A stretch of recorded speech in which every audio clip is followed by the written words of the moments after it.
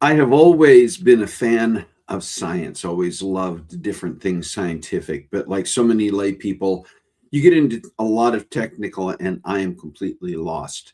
And that is why I enjoy and appreciate it when someone writes a book that still covers the science, but breaks it down into a process that is more easy to understand and provides some intrigue that is fun to follow. We're going to be talking to a friend of ours, an author who has just written his second book on a very scientific subject, but one that is an amazing read. So put on the brakes, grab a cup of coffee, and join the conversation because it's time for Coffee Breaks with Steve.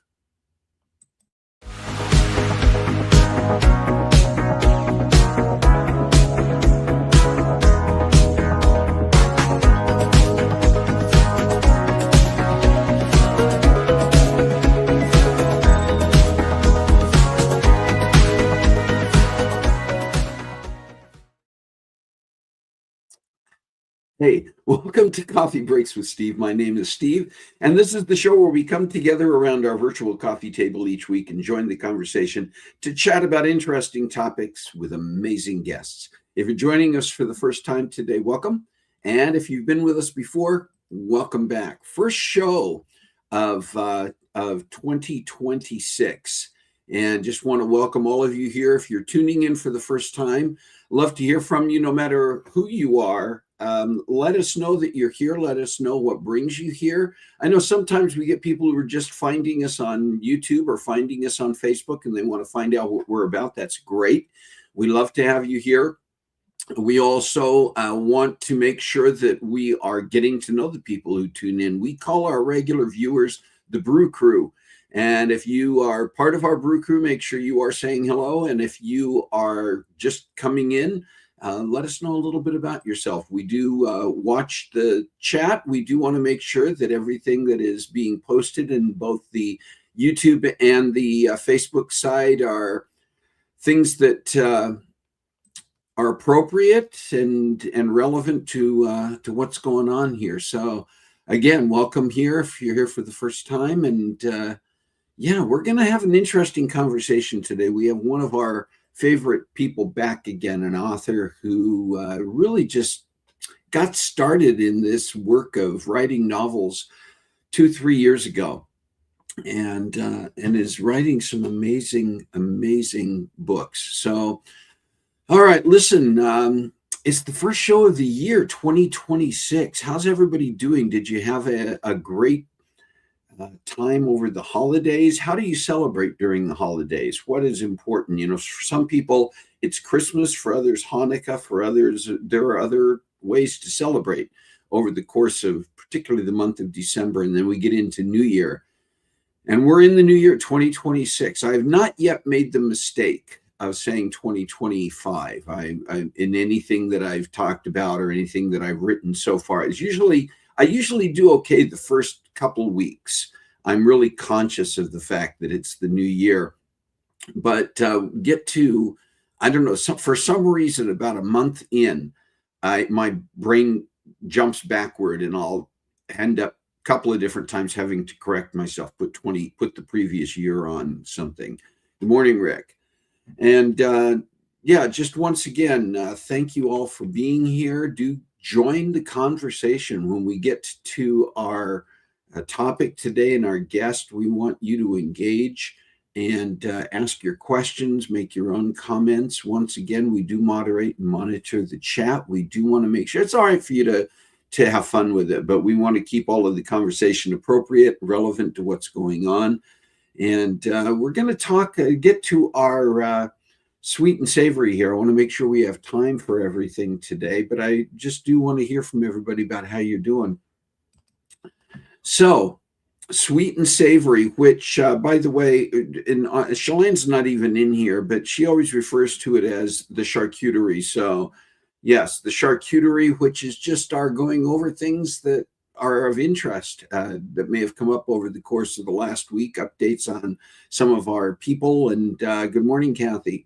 And just what's happening around us. And the first one is an update about a friend of ours, Izzy Stein, songwriter, singer, musician, amazing talent. And last year, Izzy had the opportunity to do a fairly extensive tour, mostly around the United States, but she did end up as well in Europe for part of that tour. Well, she's currently on a mini tour, not nearly as extensive as the last time, but she is presently today, I think, in San Francisco, and has had a couple of concerts so far there over the last couple of days, has another one tomorrow in San Francisco, and then, as you can see from this little graphic, if it's large enough for you to pick up on your screen, she is going to be in Nevada City, then Ann Arbor, and on to Austin at the end of the month before returning to New York, which is her home base. So just also encourage you, if you are in any of those areas,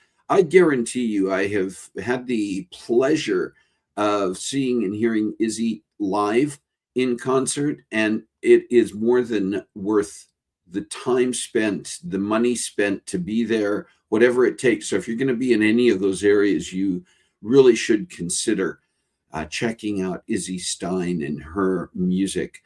And we put her website up here as well. You can go to www.izzystein. Spelling's important there, obviously. But if you go then, I think there is a tab on her website that says shows.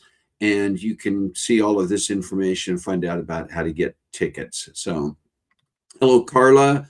Good to see you here. Once again, welcome everybody. If you are here for the first time, we love the fact that you're here. Let us know what has brought you to Coffee Breaks with Steve. If you're connected to our guest today, or just found us online, and we hope that you will join the conversation. We have a couple of birthdays that we want to celebrate this week. First one is tomorrow. Brenda Paddock, who was on the show, if you remember our book club panel couple months back. Brenda was one of our guests for that, and celebrating a birthday tomorrow. So happy birthday, Brenda.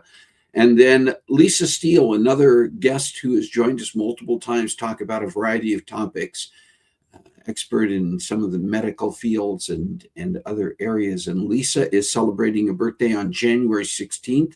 Happy birthday to Lisa as well this week. Do you have a special day this week that didn't get to our calendar ahead of time? Let us know that in the chat. And if you have a special day coming up, an update, a news story, an item of interest for our Sweet and Savory, let us know that as well. Sid Niemeyer is here. Wow, that is excellent. You know, we always love it when our guests are able to join us live. Just seems to somehow enhance the chat. We always invite our guests to be here if they can. Some can do it. Some have conflicts and they tune in later on. So another thing is that it's worthwhile to sometimes go back and look at episodes of Coffee Breaks with Steve, even if they are ones that you have tuned into previously, because sometimes our guests are able to come in later on and they then engage and look at the comments and the questions in the chat and get back to them. So worthwhile. Anyway, good to have you here, Sid, and look forward to the conversation that's coming up. With that, and by the way, Sid he mentions here bike ride. The man is tenacious. I mean, you're gonna learn more about Sid if you haven't already met him. He was on the show a couple of years back to talk about his first book, but I've known Sid for a number of years now, and he is one of those people who is just he is young at heart. Not an old guy anyway, but he's just young at heart. And he stays fit and he stays active, and he is quite an example for all of us. Anyway, good to have you here. I want to tell you a little bit more about Sid before we get started here with our conversation. First of all, I'm just going to give you, and by the way, I mentioned at the outset of the show that I love science, but as a layperson, I can get overwhelmed by science. And I want you to listen to Sidney Niemeyer's bio here as an introduction so you know why the conversation we're about to have is so cool.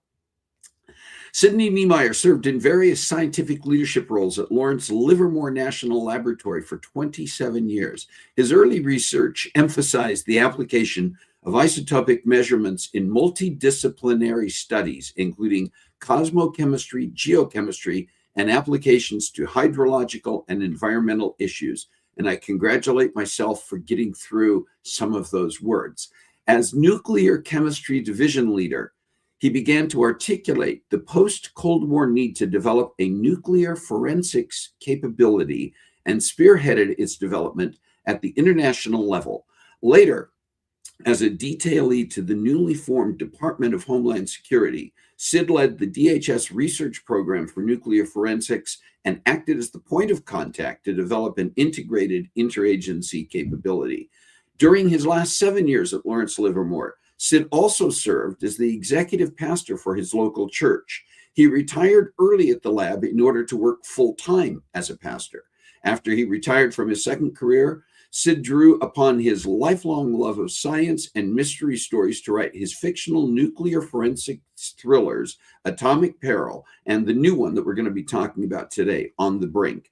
In addition to his writing, Sid works as a spiritual director, volunteers as a retired pastor, and tries to keep up with his 6 children and 10 grandchildren. I have 5 grandchildren and struggle to keep up when they're all here. He is a go-getter, Carissa, you're right. So now I hope you will enjoy, and please do enjoy and engage in the chat and the conversation as we talk with author, scientist, and pastor, and just all around great guy, Sidney Niemeyer.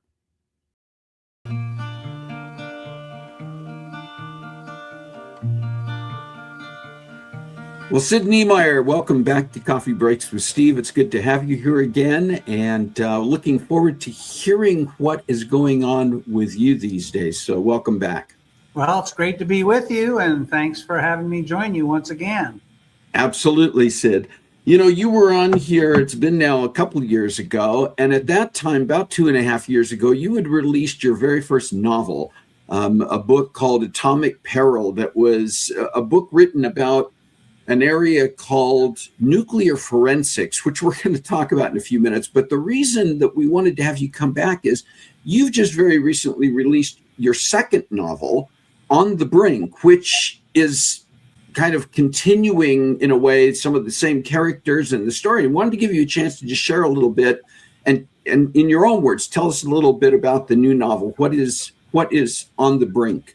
All right. Well, thank you very much. And yes, that got released in November, and it's a sequel. So it has many of the same major characters. And I heard from people who really appreciated the first book. They like that, seeing these old friends. But I have a lot of new characters as well, and I intended it to be different.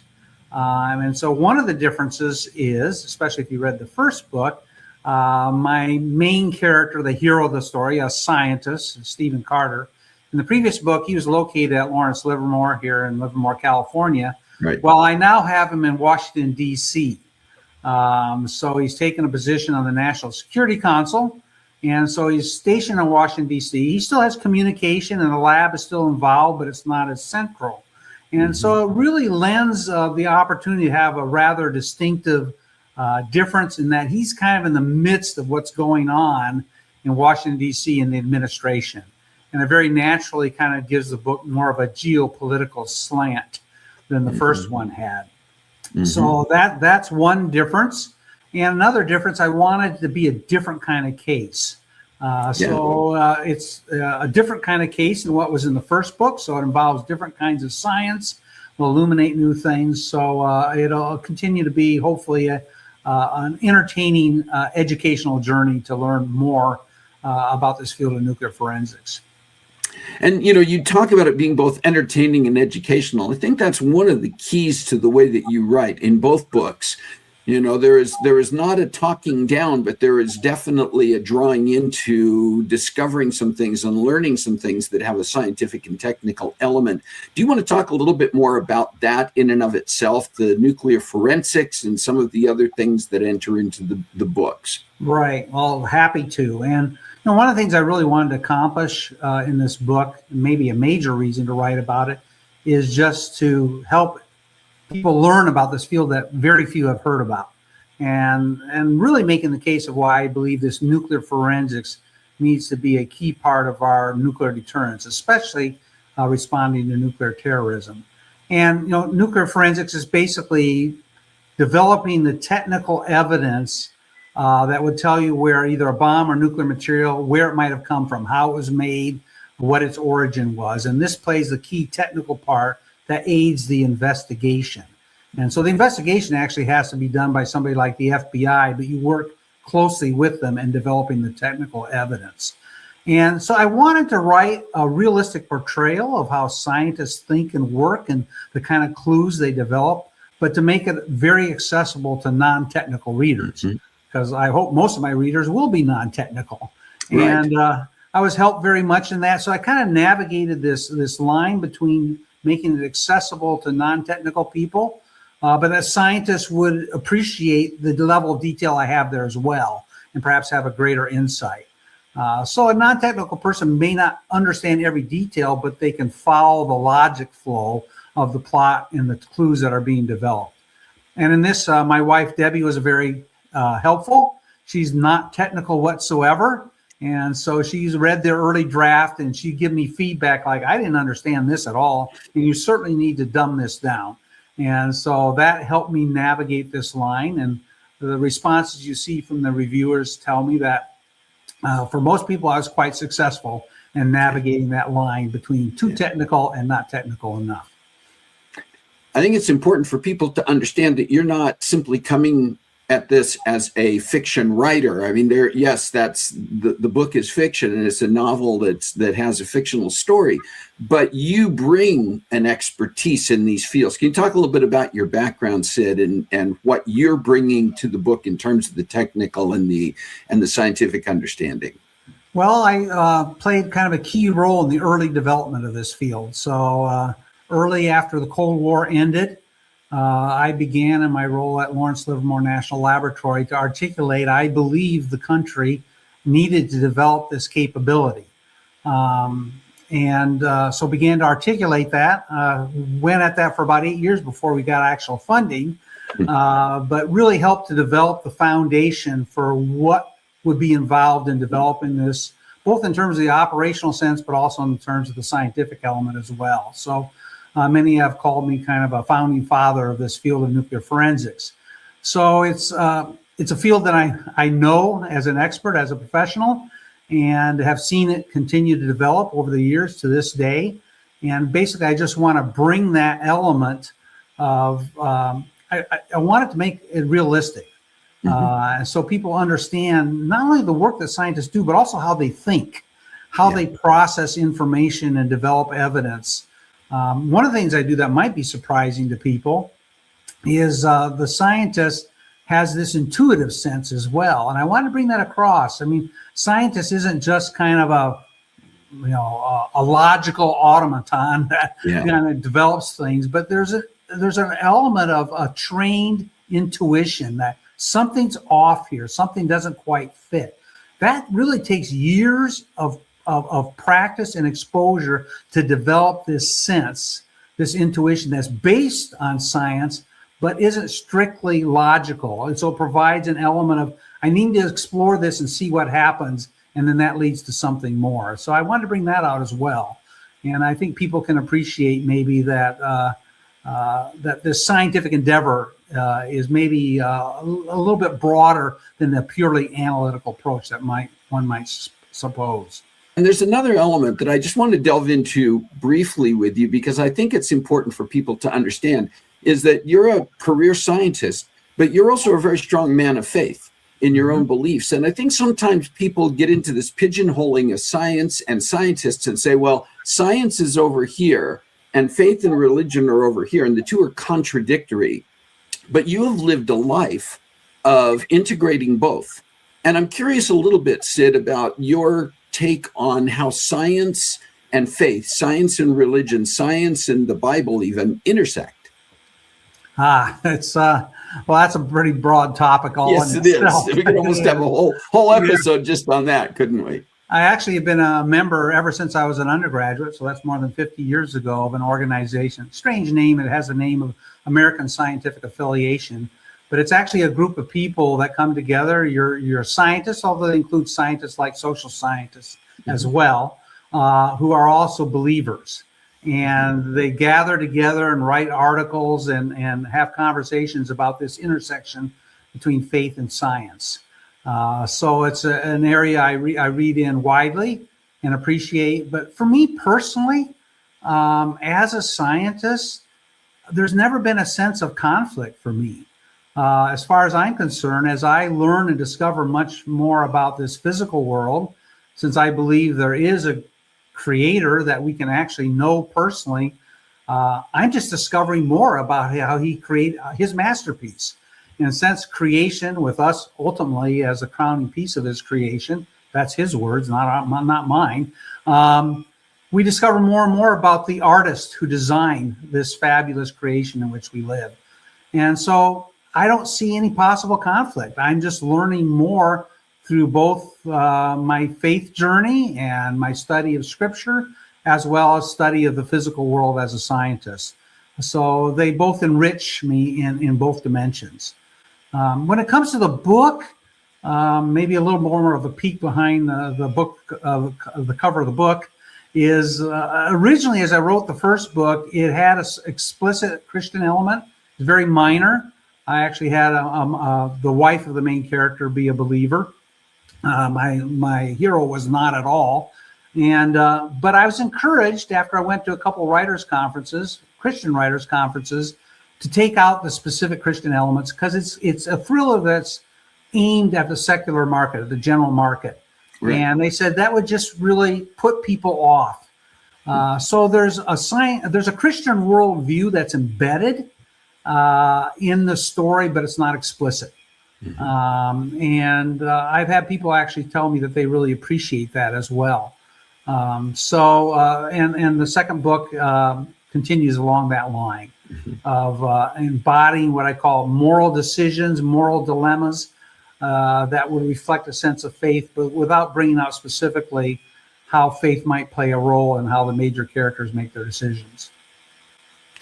When you wrote Atomic Peril, or were writing Atomic Peril, did you already know, or at least have a sense at that point, that you would be continuing the story with a sequel or beyond that? Yes, and I didn't really design the book to fit a trilogy, but that's what I have in mind. I think I may even spoke about that.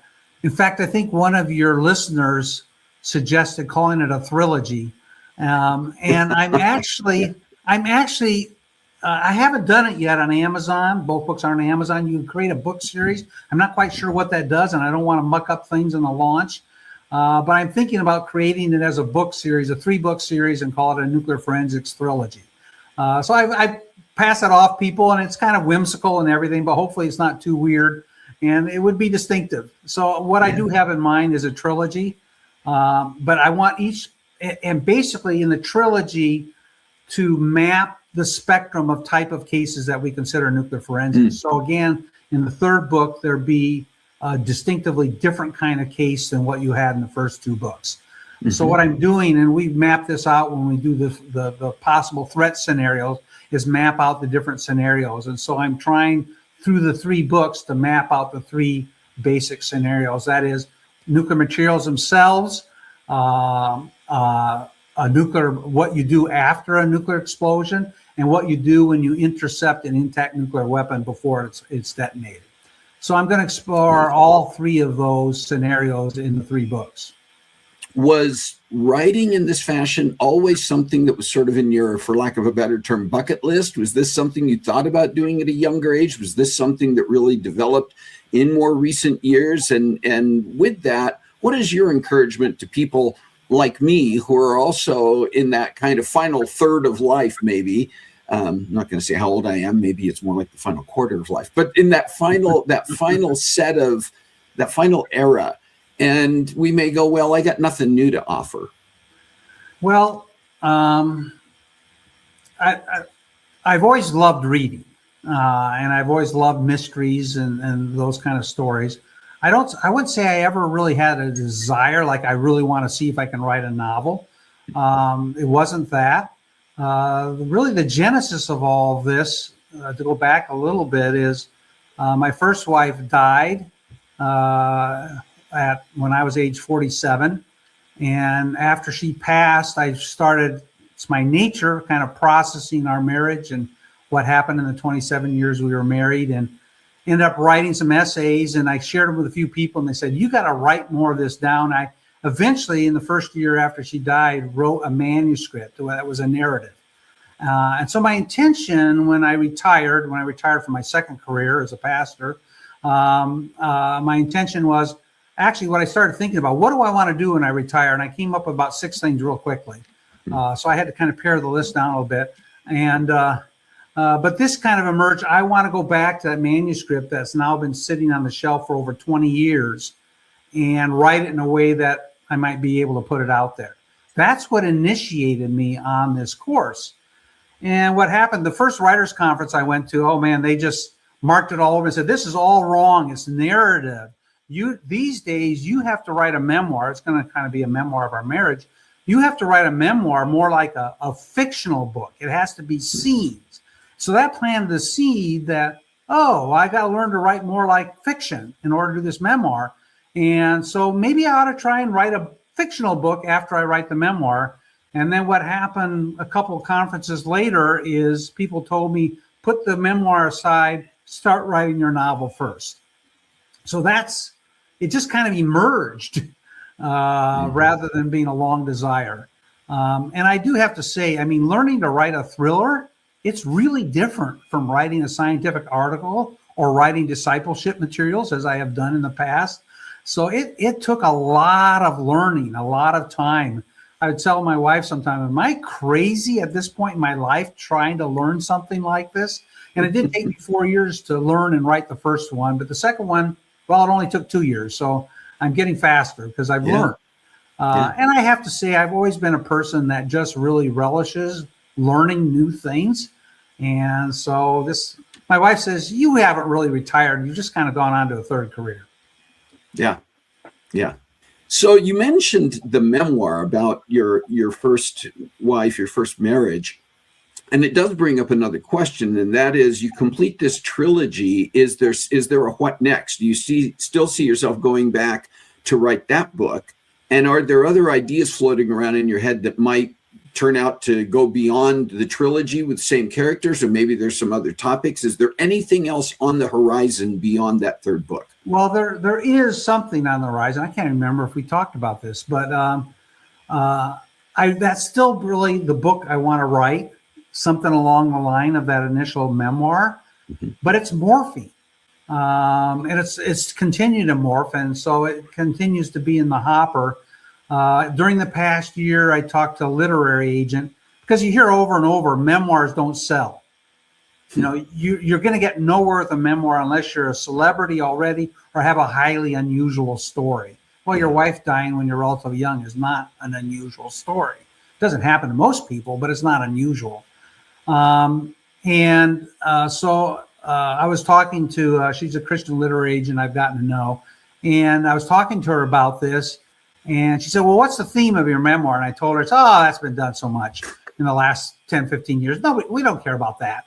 And so it's kind of like, and I was talking to her about the problem, because you have to kind of brand yourself. So how do I shift from my writing career as a novelist about nuclear forensics thrillers to writing more of a spiritually based memoir? And so we were talking about that, and what emerged, and this actually seemed to intrigue her, is that I will write an autobiography, the real story of Stephen Carter, who's the hero of my book, but it will actually be a lightly fictionalized version of my life. Wow. And she said, in doing that, and that really kind of intrigued her. And by the way, people ask me, how much of your main character is you? And initially I would tell people, well, maybe half to 60% me. And my son-in-law, who never reads books, but he read mine because he said, then I can talk to the author. So he says about the first book he'd read in 20 years. And so when he talked to me after he read Atomic Peril, he asked me the same question. And I told him, 50 to 60%. And he said, well, Sid, I noticed there's a lot of coffee and donuts in the book. And I went, okay, maybe 70% me. So my thought is, and there's elements of my story that would probably be good to fictionalize so I don't embarrass some people, and that's a common type of thing to do. So that's my thought, that the fourth book will be this supposed biography of Stephen Carter, but it's actually mostly my story. And she even suggested it would be neat to kind of explore how your spiritual values inform the way you wrote your book. So I portray it as Stephen Carter. It was a novel. It didn't really happen to Stephen Carter. Here's his real life, but his real life would be mostly my life. So that's the thought for the fourth book, and that might be of interest to people who are real fans of Stephen Carter and the novels, to understand a little bit more about his character, i.e. me as well. I am intrigued by that concept as well, Sid. Looking forward to seeing how that might develop over time. Could twist my brain into pretzels, where I'm talking about me, but I'm talking about Steve. So we'll see how that works out. But, that seemed to be intriguing, and the possibility I currently have in my mind. Listen, as we're getting ready to wrap up here, a couple of things. First of all, where can people find your books, both of them? Perhaps they have not even yet gotten into Atomic Peril and they want to go back and start at the beginning. Where can they find the book? So you can find both books on Amazon. Sometimes I find that people weren't finding the second book. Something was funky with Amazon when On the Brink came out. If they just searched on the title, they wouldn't find it. So sometimes you have to add my name as well. and spell it right, which is a challenge for most people. But it's on the screen here. It's on the screen. Both books are on Amazon, and that's the best place to find them. They're both in Kindle and paperback. I did hire somebody to do an audiobook for the first book. It didn't sell that well, and it cost me a lot of money. And so I took the option. It's not that great, but Amazon offers a beta version of an AI creating an audiobook. And so it didn't cost me anything. And I knew I had a reader who really only wanted to read audiobooks. He's a huge fan. He's actually the director of the previous director of the National Technical Nuclear Forensics Center. And so I put it out for him. And it's not bad. It's not bad. I've listened to part of it. It's not bad. It's not bad. It's not great, but it's not bad. And so people can get it cheap as well. It doesn't cost nearly as much as a professionally done audiobook. So all those versions are available on Amazon, and that's the place to find it. And if people want to find out more about you, where are you present online that people can learn more about Sidney Niemeyer as a person, as an author, as whatever else? Yes. Well, you always Google a person's name, that works. But my author website is SidneyNiemeyer.com. So there it is. Just put the whole name together, and you can find out that's where I have more of my biography, my background, various things about them. But it's all centered on the book itself, on the novel writing. It's an author website. Beyond that, like I said, you just Google me and you'll find things that relate to my life at the lab, my life at the church. It's always kind of interesting. Different things come up. So, visit my website. And then that's also where you can sign up for my newsletter, follow what's going on in my writing career, and also gives you the opportunity to email me. So that's a way to contact me through my email as well. Good. Well, we're going to post the sites, all the sites and the links up here so people can see them. And just a reminder to everybody that you want to get out there and find and read On the Brink. You actually want to read Atomic Peril as well. You can read them as standalones, yes. But I strongly recommend, if you have not read Atomic Peril, get a hold of that one, get yourself started on this trilogy, and then follow it up with On the Brink. Sidney Niemeyer, thank you so much for taking the time to come back and share even more with us. And obviously, we're going to be looking forward to keeping in touch and having you back in the future as more opportunities come up for you to share about the things that you are doing and the books that you are writing.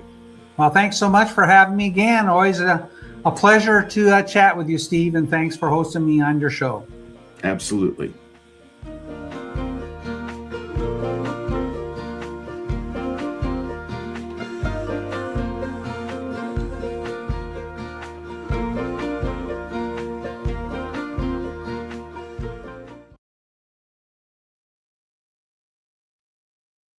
Great conversation with Sidney Niemeyer. And once again, I so appreciate the talent and the ability, Sidney, to take your scientific knowledge and background, extensive.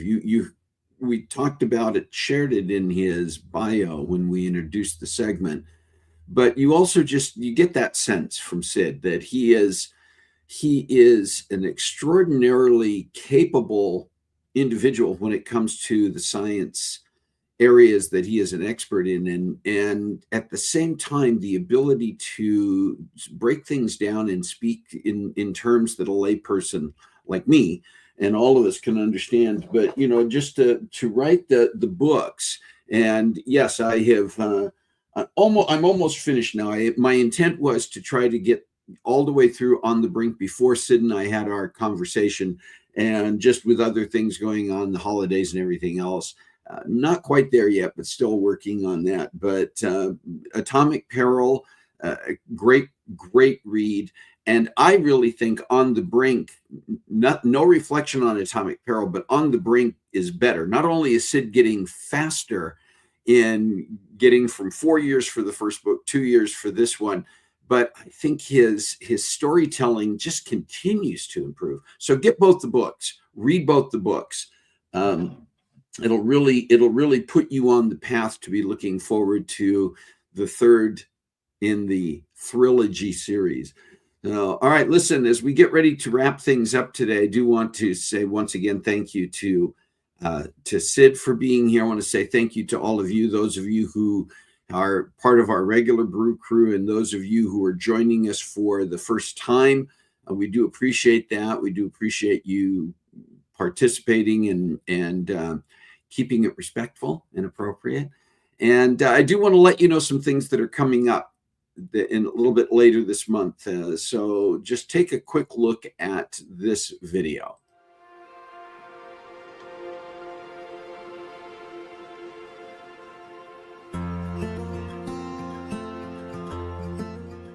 I think Scotland is a sort of, it's a famous country. People have heard of it, of course, but it's somewhat under the radar, I feel.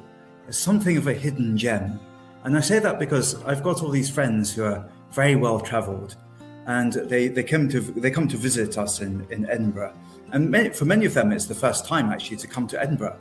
And they look at themselves and they think, we've been to Paris, London, New York, all these famous global cities, yet they haven't been to Edinburgh, and they sort of question why you haven't been here.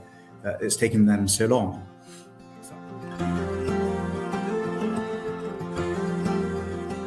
Hey everybody, did you know that a lot of the common items and devices that we use and encounter every day have technical or official names that we may not be familiar with?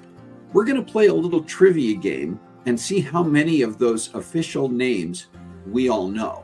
So you'll want to join us for that conversation.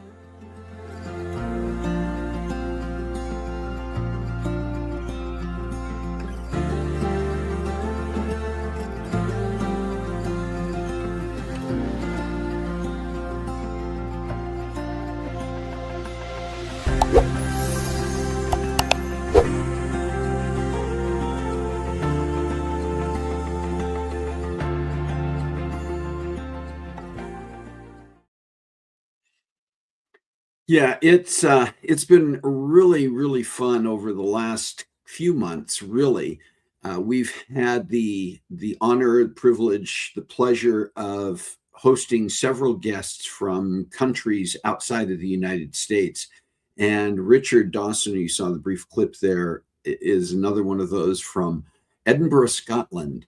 And yes, we just recently had a couple from Scotland on here, but this is an entirely different conversation, an entirely different approach to thinking about the country of Scotland, the city of Edinburgh, Scotland.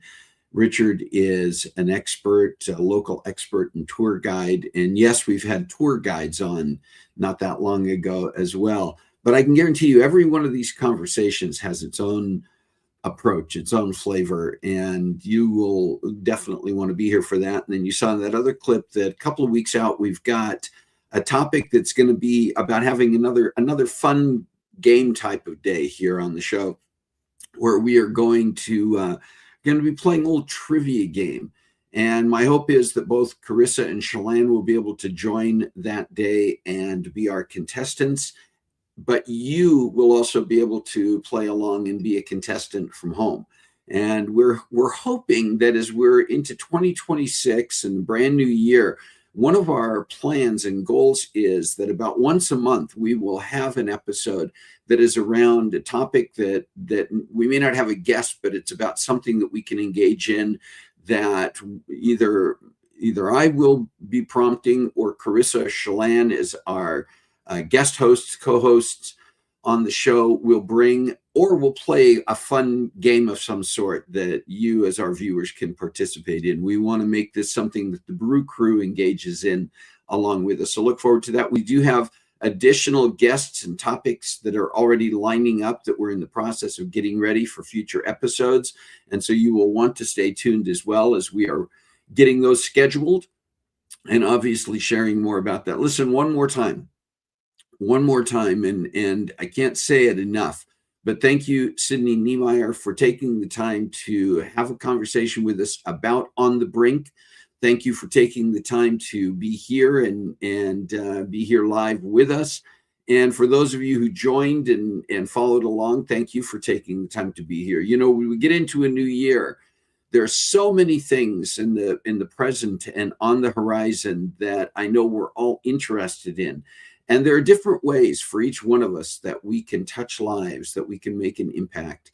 And all I ask is that you think about that you follow your passions, you follow the things that drive you, and that you do take the time as part of your work, as a volunteer, as a good neighbor, to know what you can do, and to reach out to the people that you need to reach out to touch those lives. And as we do end today, just that reminder that we should all please find a way to make a difference in your world this week. God bless you. Have a great week. We will see you next time on Coffee Breaks with Steve.